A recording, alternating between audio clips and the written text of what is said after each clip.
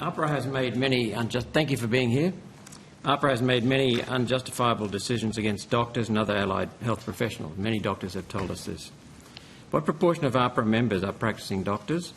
Why is there such a lack of medical input into AHPRA's investigations of doctors?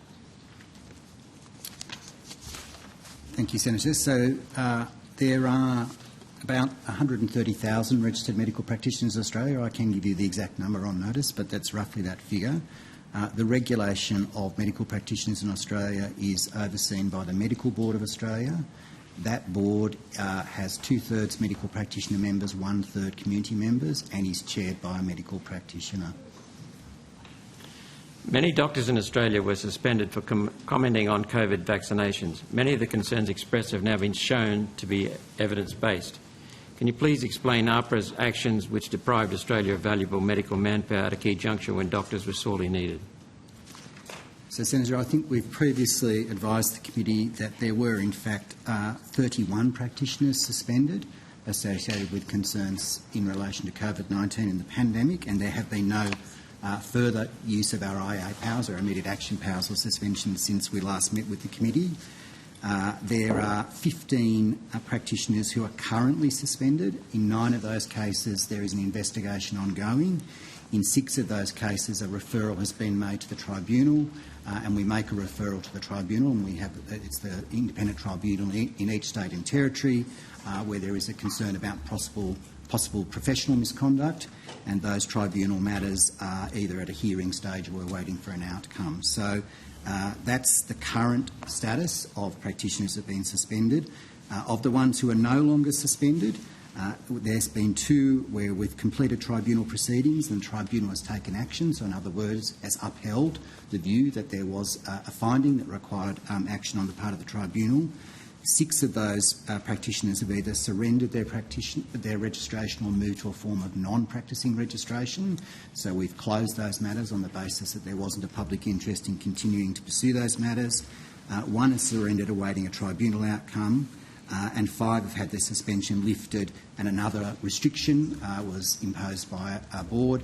That might be a condition on their registration or an undertaking that they've agreed to accept in relation to their certain requirements on their registration around perhaps additional education or training or supervision. Are we able to get the details of those cases on notice?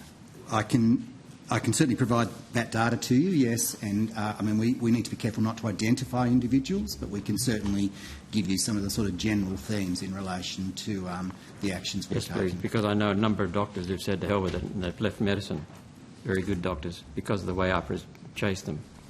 AHPRA has been reported as having targeted 20 of the 60 addiction medicine physicians in Victoria. It also targeted a leading addiction medicine physician in Queensland. The Queensland doctor and a Victorian doctor's stories were covered in the press. In both cases, these doctors were reinstated. Why was that? Please explain this vendetta against addiction physicians across the country. How can AHPRA suddenly forget their case against community-minded doctors who are supported by the media? So, Senator, I can't agree with the opening statement in your question. We don't target medical practitioners. We don't target any registered health practitioner. Excuse me, a lot of doctors think you do. Well, a lot of doctors. They are wrong to think that, because we don't target practitioners. What we do is respond to concerns that are raised with us, often by members of the public, sometimes by employers, sometimes by other practitioners.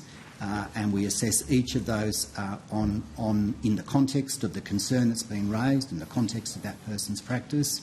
And if there is a concern that we have about a potential future risk for patient safety, that is when a board would take regulatory action. So we don't target practitioners, and we certainly don't have a campaign against particular areas of medical or clinical practice. So how is it that some doctors have been targeted by AHPRA or notified by AHPRA simply for questioning the COVID injections, which have since been found to be unsafe and not effective, and were never tested? And why is it that those doctors have been questioned by AHPRA simply for giving informed information and asking patients to just give informed consent? Senator, before We don't Mr. accept. Fletcher, we don't accept any of proposition. Those or all of those three statements. The Let's vaccines have a look are at the one about safe, they testing. are effective, and they do work. Let's have a look at the one about testing. I asked Professor Skerritt, or Dr. Skerritt, is it? And he said, no, they did no testing here. That was in February Senate estimates. He said they relied on the FDA. The FDA said they did no testing. They relied on Pfizer. Pfizer shut down its trials because of the poor results. They've been heavily criticised. Where's your testing of the COVID injections? There was a full regulatory assessment, Senator, and our colleagues from the TGA, when you get to ask them, will assure us of that. But they were safe, they were tested, and they were effective. Okay, we'll come back to that. Sorry, Mr. Okay. Fletcher. We might keep going with other senators for AHPRA. So